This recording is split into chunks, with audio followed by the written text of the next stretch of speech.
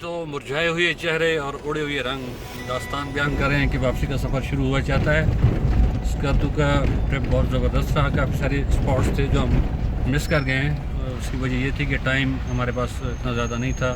कोशिश की है कि कम वक्त में ज़्यादा से ज़्यादा हम उसको करें, डिस्कवर करें, एक्सप्लोर किया हमने। काफ़ी सारी चीज़ें हैं जो नई भी होंगी इसमें।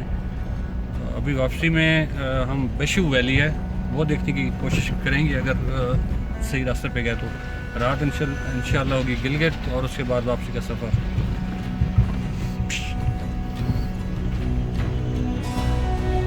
बाशू वादी में जाने के लिए जिस पुलसरात से गुजरना पड़ता है, इसके लिए कुछ बुनियादी बातें याद रखें, क्योंकि जो कुछ हमारे साथ हुआ उसकी दास्तान व्लॉग के अगले हिस्से में बताएंगे। गाड़ी को पुल पर चढ़ाने से पहले गाड़ी को बिल्कुल पुल की लाइन में सीधा कर लें, ताकि दो टायर बयक वक्त पुल पर चढ़े। अगर हवा तेज चल रही हो तो कुछ देर इंतज़ार कर लें, ड्राइवर को कंफ्यूज ना करें, और अगर सफ़र की दुआ पहले नहीं पढ़ी तो फौरन पढ़ लें।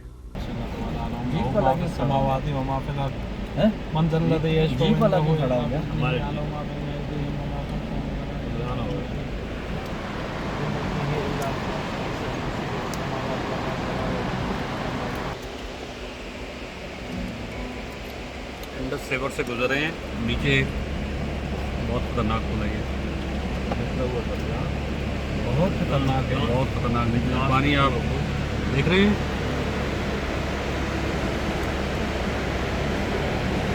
कांठे मारता हुआ इंडस रिवर, कांठे मारता हुआ समुंदर और झूठता हुआ बीच में पुल।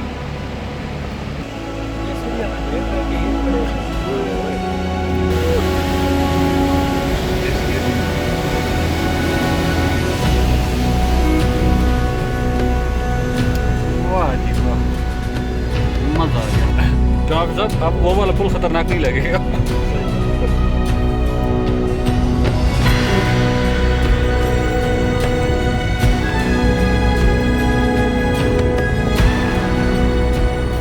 खतरनाक पुल क्रॉस करने के बाद इसके इम्तिहान मजीद बढ़ते जाते हैं। बशू वैली को जो ट्रैक जाता है उस पर कुछ जगहों पर इतनी चढ़ाई आती है गोया आपकी गाड़ी 60 डिग्री पर चली जाती है, और सिंगल ट्रैक होने की वजह से आगे आने वाली गाड़ी को रास्ता देने के लिए आपको बाज़-औक़ात गाड़ी को काफ़ी दूर तक रिवर्स करना पड़ जाता है। बावजूद इसके वादी का जो रास्ता और लैंडस्केप हैं देखने वाले हैं।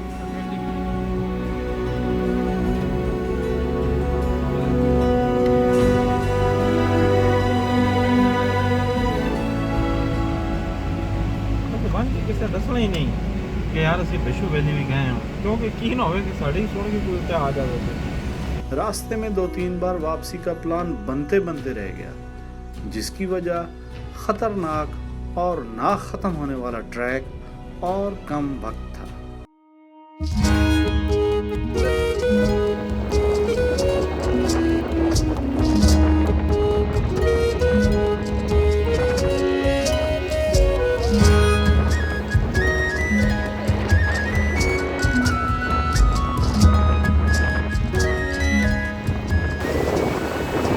जी तो हम लोग पहुंच चुके हैं बशू वैली। बहुत ज़्यादा हाइट पे है, बहुत ख़तरनाक ट्रैक है। 2 घंटे का हाफ ट्रैक है और 4x4 गाड़ी और एक्सपीरियंस ड्राइवर के अलावा यहाँ पे आना बहुत बेवकूफ़ी है आपके लिए। तो अभी पहुँचे हैं, हवा बहुत देर चल रही है, ड्रोन शॉट्स तो बहुत मुश्किल मुझे लग रहे हैं। कोशिश करते हैं कि कुछ शॉट्स मिल जाए हमें। बहुत प्यारी वैली है, दिखाते हैं आपको बशू वैली। 2 घंटे के आसाब शिकन सफ़र के बाद जो ही बशू वैली का दीदार हुआ तो गोया सारी थकान उतर गई। पहाड़ों के बीच में सरसब्ज चरागाह की मानद वादी ने अपने शहर में जकड़ लिया। अब तक के सफ़र में पहली बार कोई दरिया हमें ज़मीन की सतह के बराबर बहता हुआ नजर आया, जहां पत्थरों की बजाय सरसब्ज घास थी। करीबी पहाड़ों पर पड़ी बर्फ और आबशारें दिल को छू रही थी। अब चैलेंज ये था कि असर का वक्त था। और वीडियोस बनाकर अंधेरा फैलने से पहले हमें नीचे उतरना था, क्योंकि जिस मुश्किल में हम आए थे ये बात तय थी कि अंधेरे में उतरना खतरे से खाली नहीं है।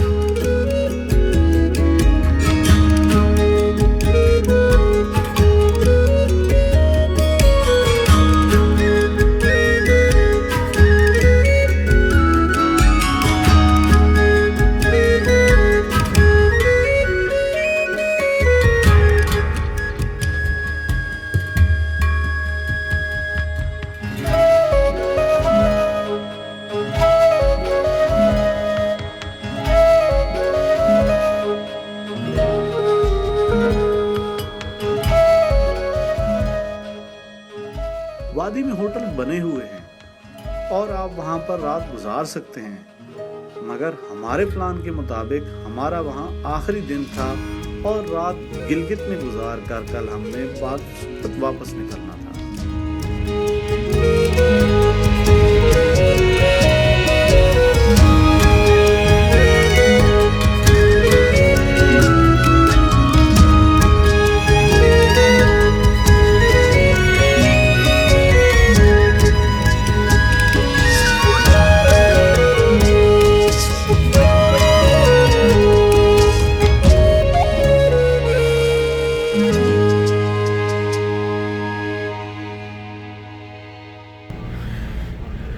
जी तो हम बिशू वैली से वापस निकल रहे हैं। बहुत खूबसूरत वैली है। जितना मुश्किल ट्रैक था, ऑलमोस्ट 2 घंटे, और बहुत रफ़ ट्रैक है, इंतहाई रफ़ ट्रैक।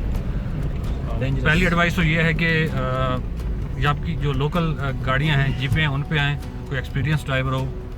हमारे साथ अयाज भाई थे, माशाल्लाह बहुत अच्छी ड्राइविंग की है। तब इससे पहले भी हम इनकी ड्राइविंग के दीवाने थे, लेकिन ये वाला जो ट्रैक था ना, तो हाफिज़ साहब दुआएं मांग रहे थे, बल्कि हम सब लोग दुआएं मांग रहे थे।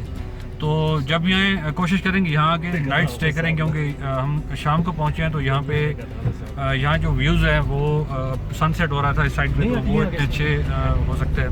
हवा बहुत तेज़ चल रही थी, ड्रोन शॉट्स लिए हैं, लेकिन हवा बहुत तेज़ थी।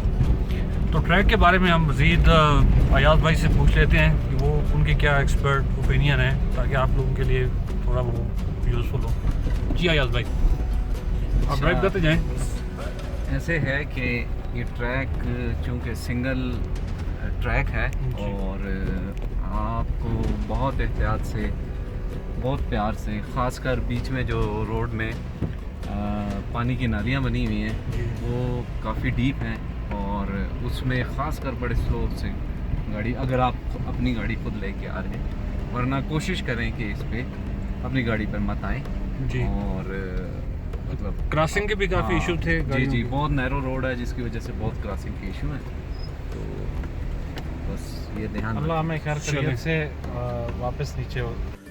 जिस वाक़या का जिक्र हमने वीडियो के शुरू में किया वो कुछ ऐसे था कि जब हमने वापसी का सफ़र शुरू किया तो दिल ही दिल में सब दुआएं मांग रहे थे कि अल्लाह करे वो पुल बखैरियत पार कर जाए। गाड़ी की हेडलाइट्स ऑन हो चुकी थी और मौसम की सूरत हाल बदस्तूर बिगड़ रही थी।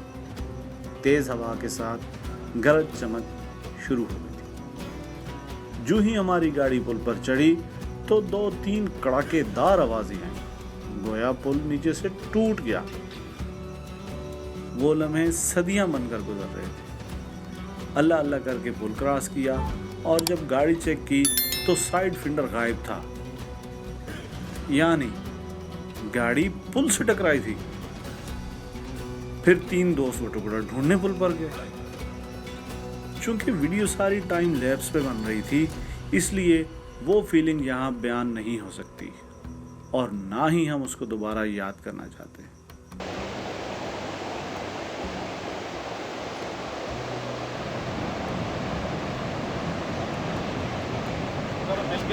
और शुक्र अल्हम्दुलिल्लाह।